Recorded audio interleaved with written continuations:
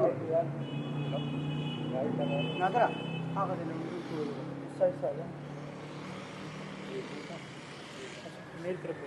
Sir.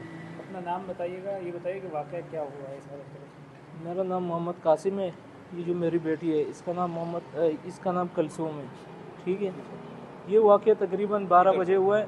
12 बजे बच्ची लापता हो गई। ठीक है।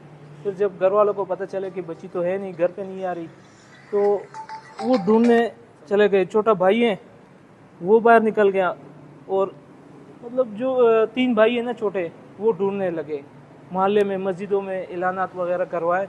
फिर जब मुझे कॉल किए तकरीबन 4:30 बजे थे, मैं काम से वापस आ गया, और फिर मैंने छोटा स्पीकर उठाया। तकरीबन 5-5:30 बजे थे, मैं काम से आ गया।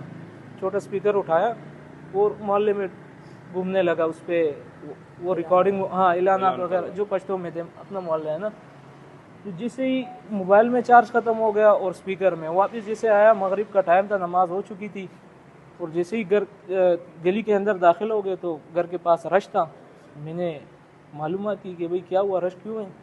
तो उन्होंने बोला कि भाई आपकी बेटी इसी तरह बोरी में कोई लाके दरवाजे के पास छोड़ गया, और नमाज अजान के बाद, नमाज से पहले।